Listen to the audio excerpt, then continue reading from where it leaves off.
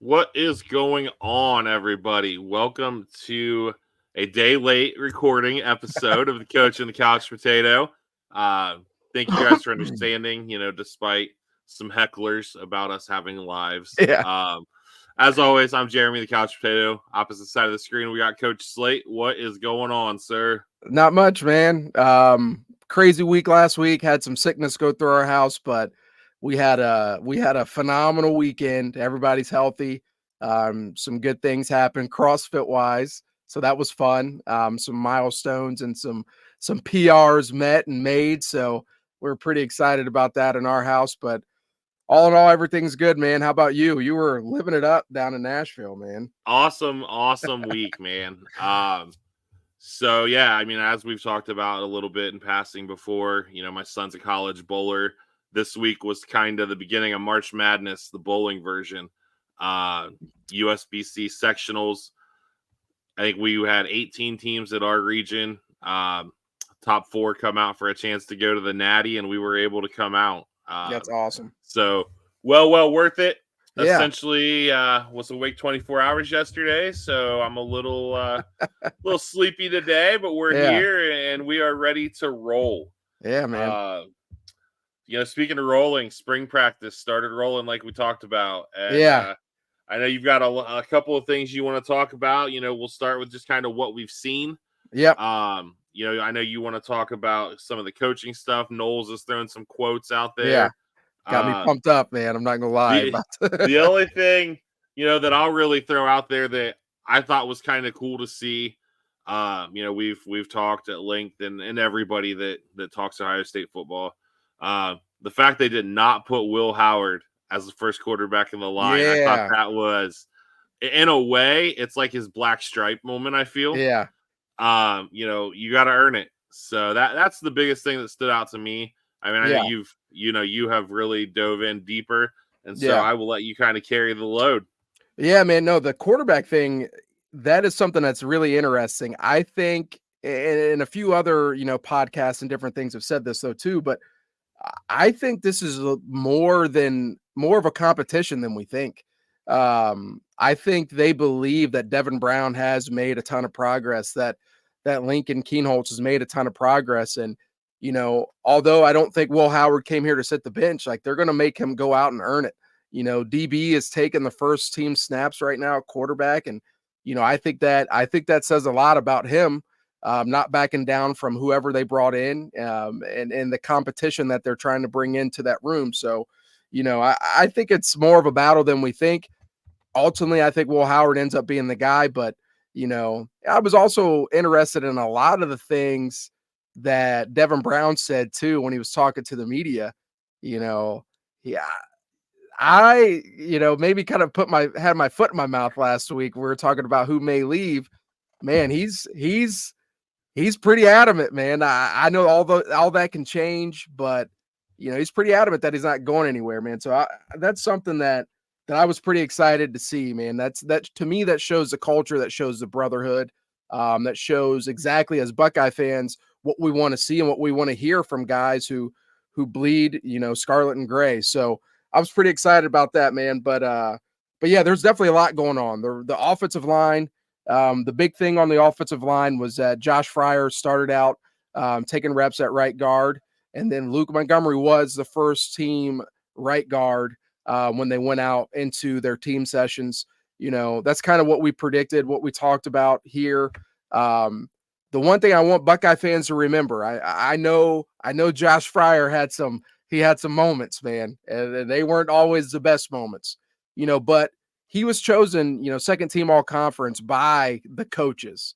So that to me, like that says something about him. If the coaches see that he's an all conference type player, that lets you know that there is development. It was his first year at right tackle. There is going to be some development. He will get better. And an example I was thinking about before we got on here, when I went to college, I thought I was Barry Sanders. I was a running back. I went to Urbana. I said, I'm going to break every freaking rushing record Urbana's ever had. I am the second coming of, Eric Dickerson. Here I come. And, I get down there and I redshirt and they say, hey, you're going to play strong safety. For those of you who don't know me, I played nose guard in high school. So playing safety was like out of this freaking world. But I say all that is like when I first moved to safety, it was a transition. Like I wasn't as good as I could have been because it was a brand new position for me at that time. That applies to Josh Fryer on the offensive line. He's not been a right tackle before. So last year was his first year at right tackle. So he needs that time to develop. He's made that progress. The offensive line, just because you could play left tackle or left guard doesn't mean you could play the other side as well. So it's a whole different world on the other side. So seeing that, I was kind of what we kind of expected, but all in all, there's some things that I'm really excited about.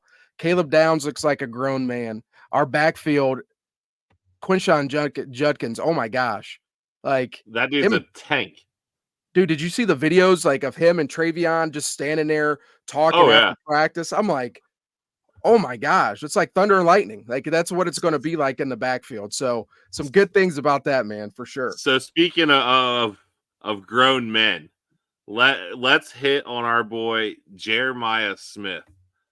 I mean, you're talking about an 18-year-old kid who is standing out there, and he is built like an NFL wide receiver.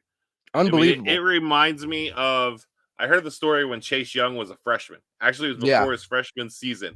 And, their scouts were everywhere that year. And, they're like, hey, who's that? What year is he? We need to watch him for our draft boards this year? Yeah. And they're like, he'll be a freshman. I mean, that's Smith. I mean, and he's making some catches. And so obviously that's exciting stuff to me as well. Yeah, for sure. So Coach Kelly, Coach Knowles, both have came out this week and kind of had some media time and made some comments. And I know that, especially Coach Knowles has you fired up. Really fired up. We'll go with Chip first. We'll save the best for last. Yeah. Chip basically hit on something that we talked about when he got hired. A lot of people are like, how do you get a guy like that who's a head coach at a Big Ten team to come be an OC? And at the end of the day, he doesn't want to deal with the BS anymore. Yeah. And that's something that, especially as we get kind of into the slower time for college football, I feel like we'll dive into, what all is expected of a head coach. But what did you make of his comments? Man, I think it really shows, where college football is going right now. And it also shows, when you get into coaching because you love the guys and you want to coach ball. You don't get into coaching to go shake hands and kiss babies and, beg people for money like that. That comes with it, but that's not why you get into coaching. And so to see a guy of Chip Kelly's stature, I mean, he's legitimately an offensive guru. He's won at every level he's been at a very high level. And to see him being willing to take a step back, that just shows you what college football is turning into right now. I tried, it really, when he was talking, it really made me sit and think about my experience as a head coach. And after, I stepped away from Harding. There were other opportunities that were presented to me as head coach. I was fortunate enough to be asked to be a head coach at a few other programs. But after sitting down with my wife, it was just one of those things where it was just like, I just want to coach football. Like, I just want to be around the kids. I want to be in the mix. I don't want to do all of those other things. All of those other things are important, being active in the community and fundraising and all those things. That's so vital to the lifeblood of your program, but it is also draining and taxing and is not why you got into coaching, and so I can understand where Chip Kelly was. It was nice to go up to Findlay these last 3 years and not have to worry about parents, knowing where I live and knocking on the door and saying, hey, why isn't my son doing this? Or the booster club calling and saying, hey, where is this money at? I see that you've had a purchase order for this. I just want to make it is nice to not have to deal with those things and just get back to the root of what makes you happy. And I know that people think that is a selfish way of thinking, but for Chip Kelly's entire career, his livelihood has been based off of the success of others. So the success of the guys that he's putting out there on the field. Sometimes that success outweighs your personal happiness. And if your personal happiness isn't where it needs to be, then the rest of your life is going to be in shambles. And I can't stress that enough. And so he's at that age right now where he's 60 years old. He's not guaranteed that much more time as a football coach. So how do I want to spend my last few years as a coach? Well, I want to spend it actually coaching ball. And you could see it in the pictures and the videos and stuff. Like he just looks re-energized. He looks happy. And like I said, from my experience, I can understand. Obviously, it's a much different, tax bracket that he's dealing with. But just from a running a program standpoint, having that burden lifted off of you, and you can really focus on not just coaching ball, but you can really lock in on your guys and on your position group. Man, it is so powerful, and it's so important that we remember that each coach, every coach that we know, got into coaching because they love the sport that they're coaching.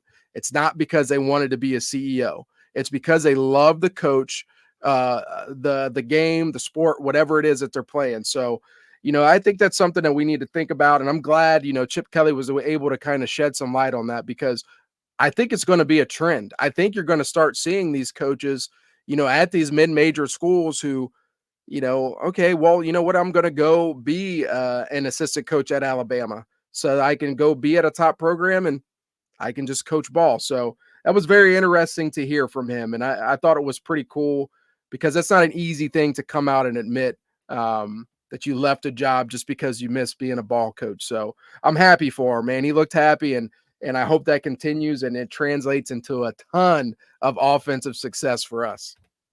Yeah, and we actually saw that too with another name that, a lot of Ohio State fans know, and that's with Jeff Hafley, leaving a head coaching job at BC to go to the Packers, who, speaking of the Packers, have been spending some money today. I've got the NFL Network on over here, free agent day. The rumors of the demise of the running back position have been far exaggerated after today. Yes, very much so. And the other moral to the story is, guys, hire a good agent. And if you need a recommendation, call Kirk Cousins. Yeah. 36 years old and a bum knee and getting $100 million over 4 years. Oh my gosh, man. So I'm glad you brought that up. Kirk Cousins, I saw this tweet and I shared it with our buddy Jake Burns. And I just sent the screenshot and I said, Kirk Cousins equals GOAT, because this dude has finessed the NFL and every team that he's been on. He's been a very good NFL quarterback, but he has played in the NFL for 12 years. He has had the most guaranteed contracts I've ever seen. In his career, he has made over $400 million. 329 million. $329 million of that has been guaranteed to him. You talk about a finesse. Like, oh my gosh. Like, good for him. Kirk Cousins. Oh, salute to you, man. You are an keep driving that minivan and shopping at Kohl's, brother. Like, you are an absolute legend. Oh my gosh, good for him. Yeah, I mean, and the Browns, not flashy today, but I liked both moves. Re-signing Za'Darius. I saw that one. I didn't see it. And Maurice Hurst. Oh, good, because he balled out last year. It's like 1 year, $3.25 million. So bargain. He balled out for us last year. He did. Speaking of defensive guys, your boy Coach Knowles threw some new terminology out there, man. And the double eagle. How excited were you when you heard that? I just got goosebumps, man. Not gonna lie. I'm not gonna lie to you. So, all right. So when we talk about defense, and I know some of us are going to be like, Coach Slater, I don't know what the heck you're talking about. I get it. but I just let me go on a tangent really quick. Just let me do it. He's talking about the double eagle. It's something that is a very old school front. You're going to see 3 down defensive linemen. One's going to be over the center, and you're going to have one over each guard. And then you're going to have 2 guys outside of that in what the NFL calls like wide nines, that are going to be basically your rush outside backers. Think like Lawrence Taylor, for our older listeners from way back when, right? Just, hey, you got one job. Go blow up the stuff in the backfield and go get the quarterback. So what Coach Knowles was talking about was the idea of having 3 big defensive tackles on the inside with JT Tuimalau and Jack Sawyer on the outside. And the thought of that is just fantastic when we're facing those teams who may be run heavy like a Michigan, and you're able to put 5 defensive linemen down and to cover up those guys. It makes the blocking schemes very difficult for the offensive line. So that is something that I would love to see Ohio State do, because it plays to the versatility of JT and Jack on the outside. And it also says a lot about how they feel about Hero Kanu, the defensive tackle that we have from Germany. The progress that he is making. That's one of the reasons why it got brought up, because he was excited about the progress he's been making. So if you could have up front Hero Kanu at nose, Tyleik Williams at 1-3 technique, Ty Hamilton at 1-3 technique, and then JT and Jack on the outside. Oh my word. Like, just to think about the possibilities that you have. The interior run game will be almost completely shut down by those inside 3 guys. The other thing about the double eagle as well is that it opens the door for Jim Knowles to really get back to his roots and run some more odd man stuff. One of the big takeaways from spring practice was Sonny Styles is now at linebacker full time, which you and I talked about. We all agree that that's probably where he should be. But now, who is he in competition with? Well, he's in competition with CJ Hicks, another freak of nature at linebacker. Well, now you're talking about the idea of possibly having 3 down defensive linemen, and then that 4th guy can be that rush in jack position like a CJ Hicks, and then you still have Cody Simon and Sonny Styles at linebacker as well. I mean, the endless, just the fact that he brought up the double eagle lets me know that he's thinking about so many other things that this defense can do. And I know it's spring, and I know we just get excited about it, but if he's talking about it now, I hope that it comes to fruition. I don't want us to change a bunch defensively, but I just think we have too many good athletes, too many good pieces that you don't look at those different personnel packages. So he talked about that double eagle. It's really showing me that he's thinking, back to the riverboat gambler ways, and some things that he could do to make sure we're utilizing everybody defensively. So it's exciting. It is exciting for sure. Well, like we've always talked, how the defense is safety driven, and this is in no way, shape, or form a knock on Lathan Ransom, because the kid's a hell of a football player. Yes. But if you can get CJ Hicks, Sonny Styles, Caleb Downs, Denzel Burke, Davison and Benoston all on the field with that package of JTT, Jack, it's mind blowing. It's insane. And, it's wild. And, so throwing Caleb Downs out there, because I think he may enter this next conversation. Yeah. Now that we've talked about the serious stuff, we Yeah. wanted to kind of go a little lighthearted for the back end of the episode. Yeah. If you were starting a dynasty in college football, because that's always the hypothetical, you being a defensive guy, okay, are you going to go with, a defensive guy? Yeah. Or, so many people think, oh, you got to build with a tackle, or, so my first answer is a cheating answer, and I know it's not allowed.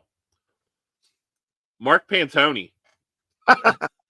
I mean, why focus on one position Yeah. when you can have the best GM in the game? Yeah. Now, granted, that's obviously not a real answer, but and speaking of that, he got an assistant. We never hit on that. Yeah, we didn't. That's a good point. And we brought in, I believe he was Alabama's Pantoni, essentially. Yes.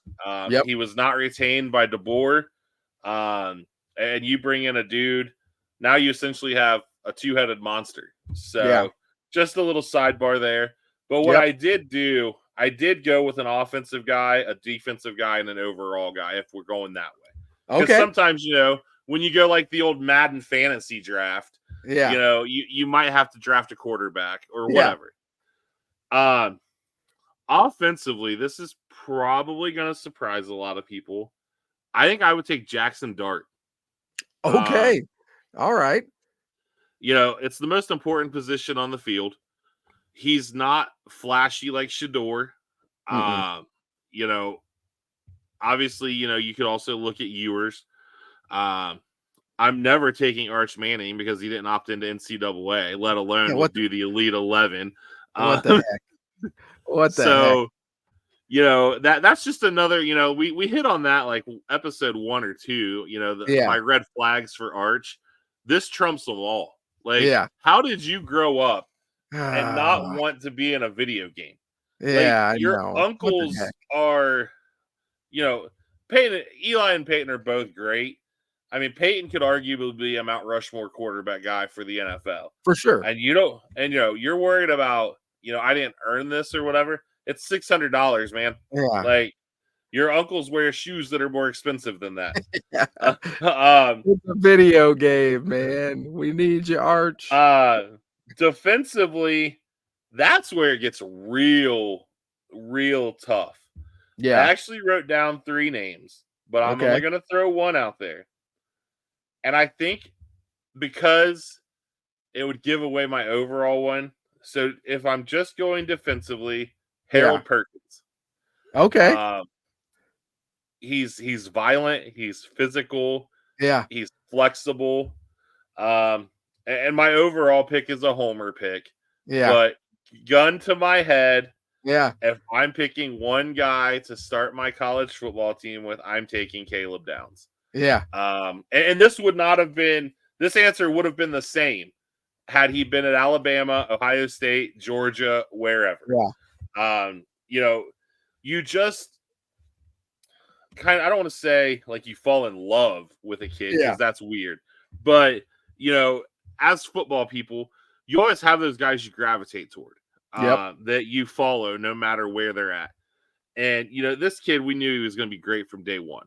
Absolutely. Dude, and I keep still trying to speak it into existence. And Keon Keeley's another kid who I think is going to be great wherever he goes. But gun to my head, if I'm starting a team today, it's Caleb Downs. Okay. All right.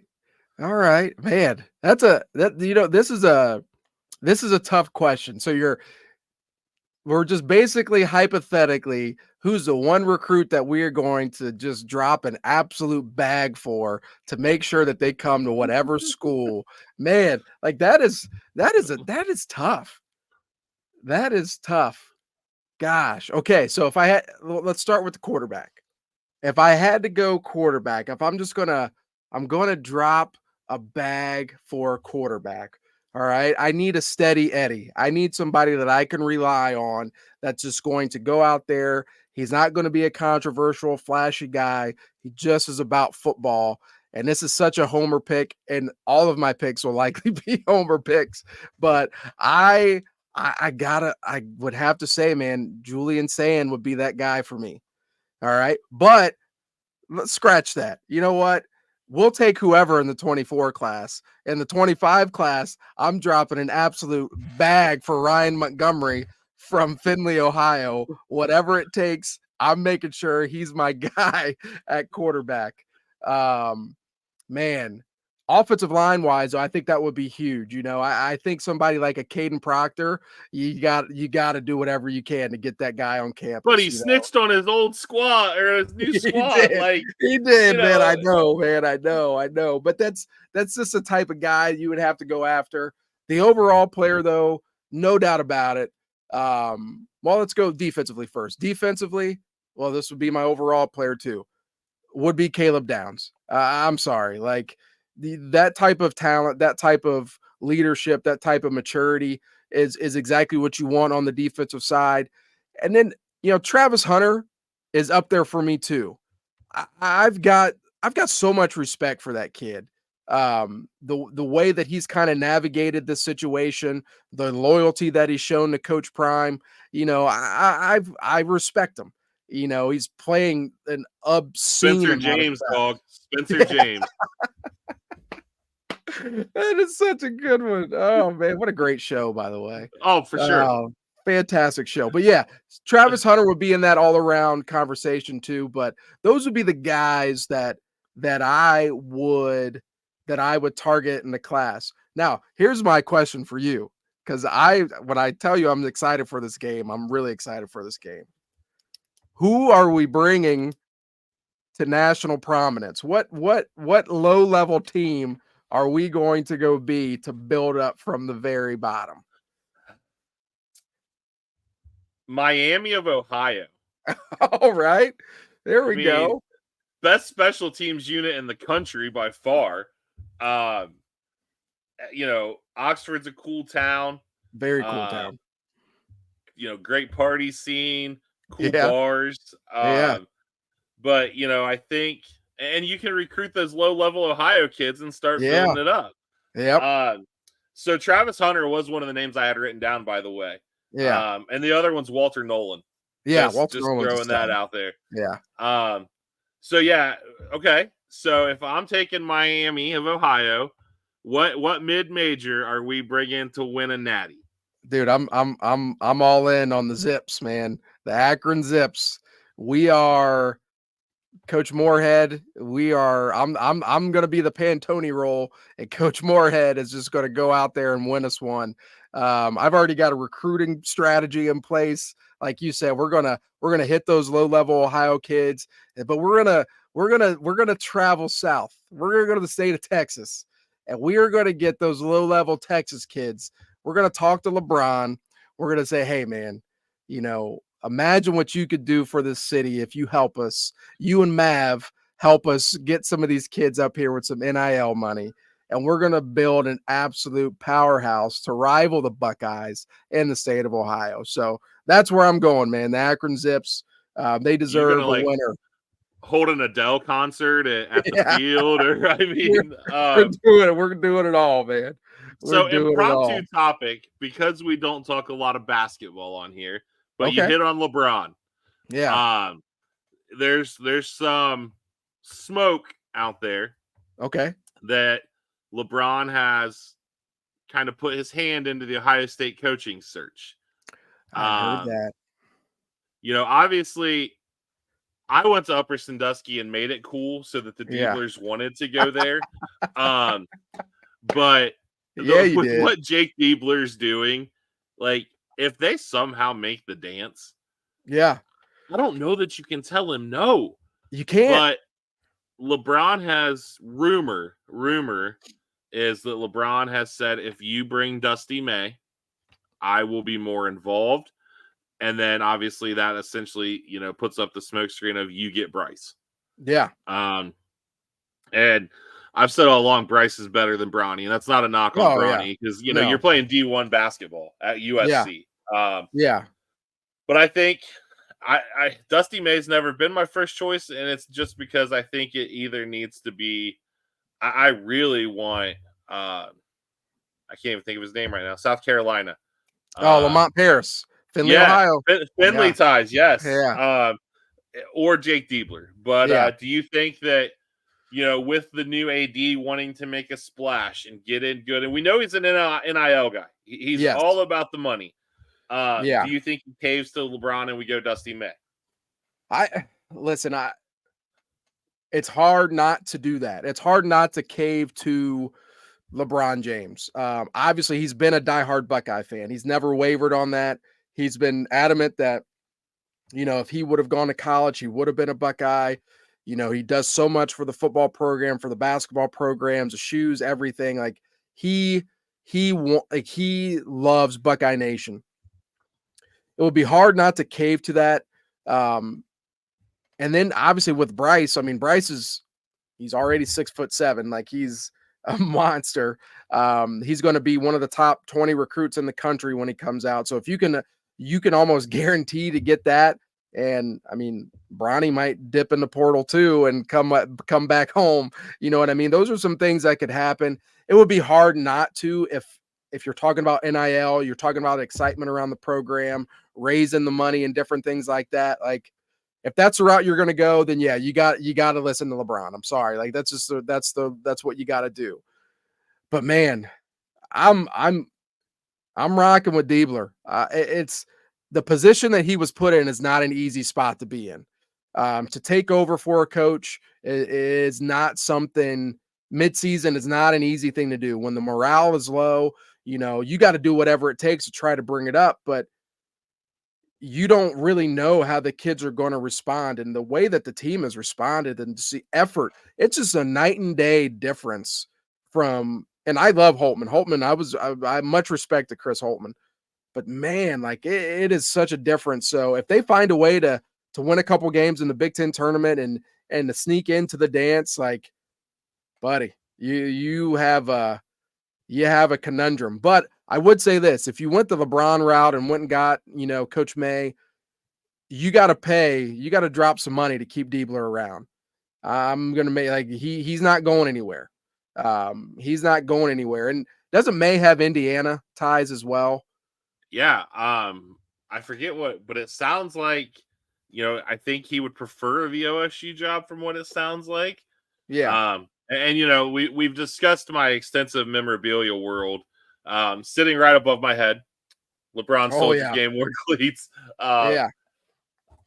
There have been 7 varieties of those, with the 7th one being this year. I still need that pair, but I have the other 6. Yeah. So quite a cool collection there.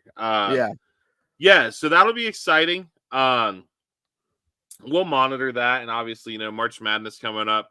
We may do some kind of fun March Madness bracket pool. Yeah. Get some more involvement going. Shout out to the Lady Buckeyes too. I know we just had a tough loss, but they're going to take care of business in the tournament. I feel for sure. I feel good about what they're doing over there. So shout out to them, man. Don't let that one loss get us down. Just motivation will bounce back. We'll be all good. I can't believe how much money people paid to go watch JC Sheldon last Sunday in Iowa. I mean, that was a lot of money. I mean, there was nobody else worth going to watch that day. I mean, But and seriously, like we can't. The greatness that is Caitlin Clark, the basketball player, is insane. And as a girl dad, I'm sure it hits home with you. But unpopular opinion, I lost a lot of respect for her last Sunday. Really? The way she handled the whole JC thing and getting the technical called when she ran into our girl. Yeah. And then essentially putting hands on JC when it's like, you're under a microscope, and I understand that, and it's not a hate on greatness, because like I said, she's great, and what she's done for the women's game is phenomenal. Her, Paige Beckers, but Juju is next. She is a dog. She is so good. Wow. Oh, breaking NFL news. Uh-oh. The Panthers have traded Brian Burns to the Giants. What? Yeah. I don't see compensation yet, but oh my gosh, that's a Carolina. What are you doing? You've already, you drafted Bryce Young over CJ Stroud, and then you fired your coach because of it. Yeah. Sports crack me up. I mean, They that's do. the best part about why we love sports. And we're going to talk all sports, just like we have thrown out there today. Yeah. At the end of the day, that's what we're here for. Yep. Little 2025 nugget, since we like to, fly off the sheet here. We had the Wilfong bomb last week for Jamie Finch. Yeah. The South Florida Express to OSU, we talked about the pipeline, and I said, that's a pipeline. Yeah. The SFE pipeline. That's real. That's a train, man. Yeah, that's real. And we won't name drop, the Miami fans that we know. But I got a text. I swear to you, that said, how do we keep losing these guys to OSU? We need to get The Rock involved and have him fund our NIL. Oh my gosh. I mean, listen, Miami's been in the NIL game for a long time.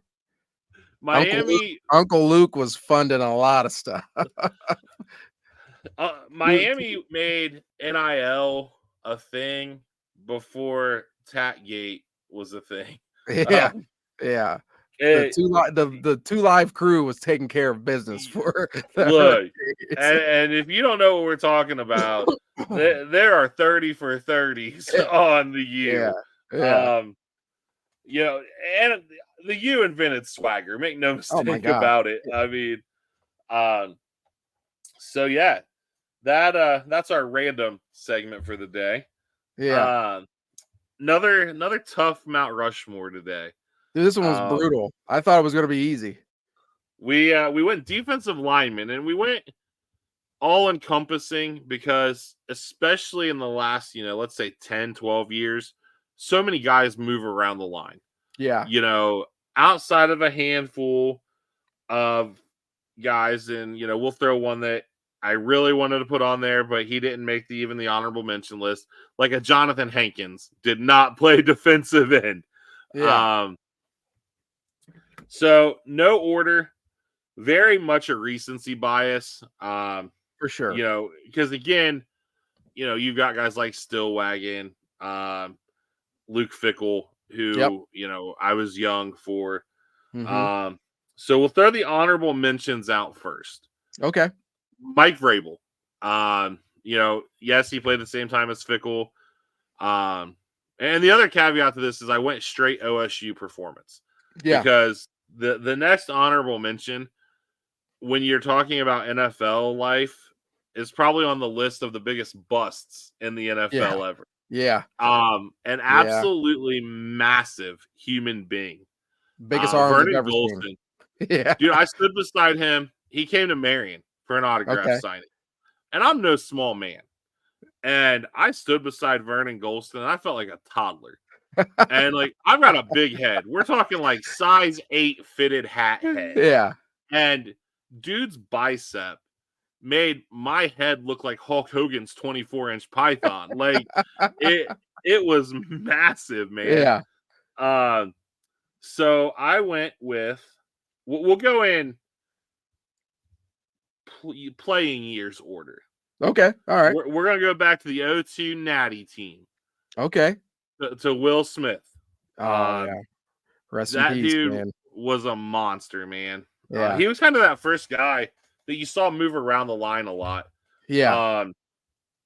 And then I don't think, no matter how long of a term you're looking at, that you cannot have Cam Hayward. Yeah. Yeah. That one was a tough one for me. One of those first Georgia boys to head north, come to OSU.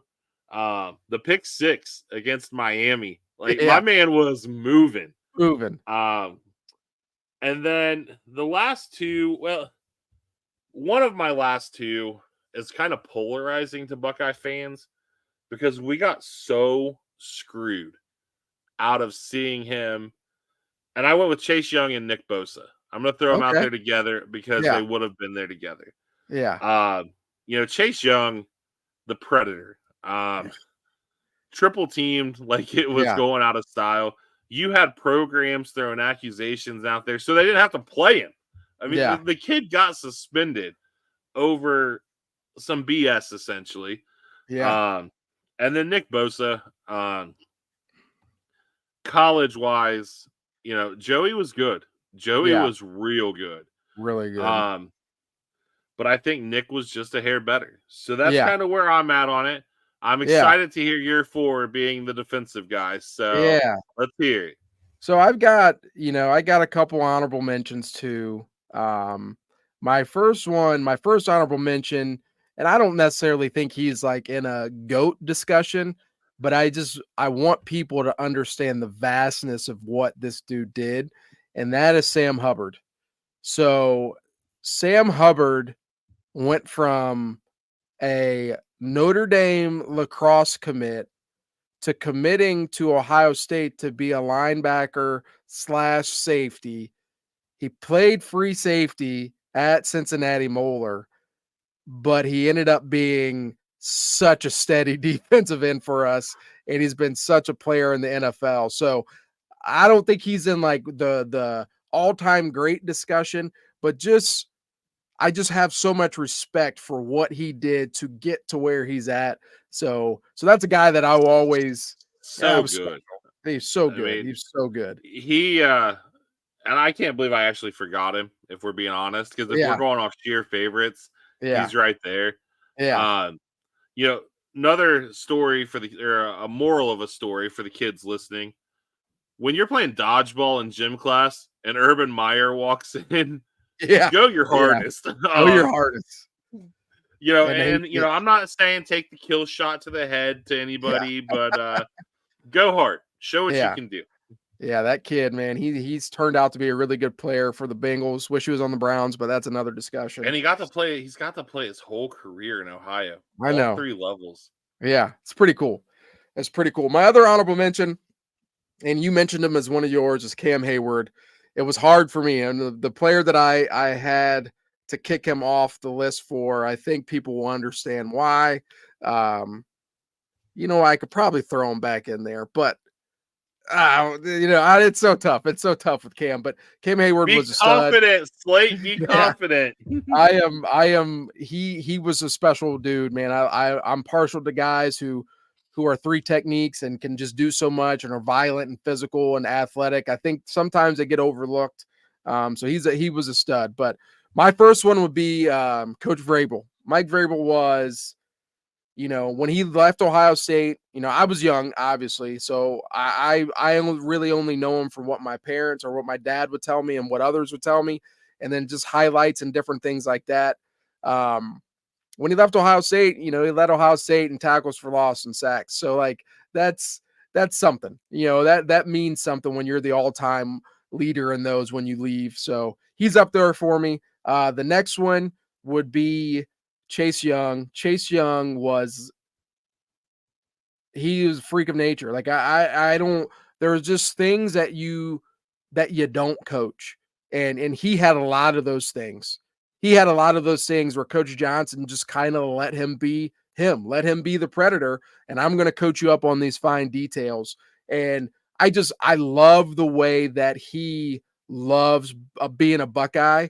And I love the way that he respects Coach Johnson. Like that is all a coach ever wants, is those freak of nature dudes who think, hey, I already have the tools to be successful, like to have the respect. And I've been fortunate enough to be at some spring practices and some camps where he's come back and he's worked one-on-one with Coach Jay, and the attention to detail, like he is locked in on Coach Johnson. When Coach Johnson's talking, his eyes aren't anywhere else. He's locked in on Coach. So that just says a lot about the young man that he is. I didn't go with Nick Bosa. I went with Joey Bosa as my next one. The sack to end the game against Penn State, that is something that it was unreal. Just not just taking that guy back into the court, not even having to tackle him. Like that was pretty cool. Joey Bosa was up there. I loved, the fact that we went down to Florida, got him to come up here. That was a big win for us in the recruiting world. So Joey Bosa's up there. And then the last one, who I think is the greatest defensive lineman in Ohio State history, and I didn't really get to truly watch him play, but I just remember him. I was like 8 or 9 years old. He was one of the first players. Him and Pepe Pearson were the first 2 Buckeye autographs that I ever got, and that's Big Daddy Dan Wilkinson. That dude, number 1 overall pick, played in the NFL for 12 years. You know, oh my gosh. Like, you go back and you just listen to the way people talked about him. What people don't know is some of the stuff that he had to overcome. He went to Ohio State and was ineligible. Like, he couldn't even play when he got there, and he only got to be a dude for Ohio State for 2 years. Imagine if they had him for 4. Every record at Ohio State for a defensive lineman is completely obliterated. He was just that dominant of a player. He played for the Bengals in the NFL. Played for the Redskins, the team formerly known as the Redskins. He played for 2 other teams too. I can't remember who they were, but he was a stud. And I think, he would go down as the best defensive lineman in Ohio State history. Like I said, number 1 overall pick. He just had that big neck roll. He was just scary. And I remember, when I got his autograph and I was with my sister, and like, I was spooked. Like, this is Godzilla. Like, I'm afraid to be around this guy. He's so big. You know what I mean? Fun fact, we had a dog not too long after that for about 2 weeks that chewed up the card, by the way. I've never been so disappointed. Our dog's name was Lucy. We had Lucy for literally like a week. And somehow she got my Big Daddy. She must have been a Michigan fan. She must have been. But that would be my Mount Rushmore of defensive line. I had to give the nod to Big Daddy over Big Daddy Dan Wilkinson over Cam Hayward. I had to do it, but that's a tough one. I mean, and that is a tough one. I almost put him there, and I'm like, man, I just didn't get to see that I remember. Yeah. To kind of have that affinity. Yeah. Pepe Pearson reference, former Marion Mayhem coach. Yep. So always good there. So yeah, I mean, that kind of ties us up for the week. That's it. And we're going to do some more of this fun stuff now that we're kind of hitting the quiet period. We got spring ball, so obviously we'll keep hitting on that.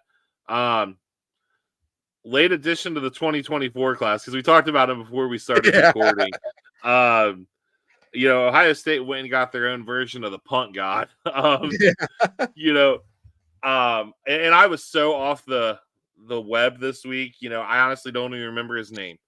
It's Nick McLarty. I don't know. It's something like that. I can't remember. So we went to Australia. We got us a punter, but he's not just any punter. He is 6'7", 255. Yeah. And there's a video on the X or Twitter or whatever you refer to it as of him punting a football 90 yards over the top of a stadium. It's good watching. I strongly suggest that you check it out. His name's Nick McLarty. Yeah, so Slater's got me backed up. Like I said, I was sitting in a bowling alley 12 hours a day, Saturday, Sunday, and for about 8 on Friday. Yeah. So it was a grind, but my shout out for the week definitely goes out to my son Jaden and his teammates, the Indiana Tech Warriors. Adversity, man. Those boys have been through a boatload of it in the last year. Lost 3 starters to the portal, from last year's squad, which thrust Jaden into a much larger role than he ever imagined as a freshman. Yeah. That wasn't his intention of going there. His intention of going there was, I want to be around the guys that are going to push me, and he still is. Great. Couple Buckeye fans on the team from over in Pennsylvania as well. So that's my shout out for the week. That's awesome, man. I'm gonna go with this is a nod to my bride, and being a girl dad. I'm gonna go with the U.S. women's national soccer team for winning the Gold Cup, beating Brazil last night. I've gotten since being with my wife, the amount of women's national team soccer that I've watched is crazy. And like, to be excited about that is pretty cool. And now that I've got girls, I just love, you talk about Caitlin Clark and some of these other women. I love that people are starting to recognize how powerful women are. And so my girls get to grow up in this world where, it's okay to be a super big fan of a women's national team, or, a Caitlin Clark, or players in the WNBA. You know what I mean? So I think it's a pretty cool time. Women's athletics still got a little ways to go, but that's who I wanted to give my shout out to, man. I mean, it was really cool to see the celebrities that came out to watch Caitlin break the record. Travis Scott. I mean, exactly. Yeah. So yeah, and honestly, I guess we'll end with a little bit of a tangent. As we get older, we come to appreciate things in life, and soccer is one of those things in general that I have come to appreciate. And honestly, I've always, like, anything that involves the USA, I'll always cheer for, soccer, hockey, whatever. And then, we both know the GOAT of Marion County soccer pretty well. So shout out Taylor Iden. Most goals in Marion County history. And then, the Horseshoe hosting a massive international game this summer when Chelsea comes to town. My boy Lincoln Stevenson will be having the tailgate of all tailgates, because talk about a dude who loves Chelsea soccer, or actually, let me say football. And if you ever want to watch a movie that really shows you how crazy soccer fans are, Green Street Hooligans. Okay. Little R-rated. A lot of language, a lot of drinking, but it's overseas football. So okay. So that is where we're at. From here on, for at least the next few weeks, we should be back on normal schedule. Yep. That way, Brett Payne can get through his Monday at work without having withdrawals.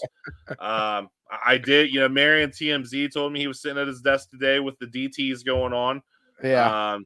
But power through, BP. Power through. Oh man, that's awesome. All righty. Well, with that said, we will see you guys next week. All right. See ya.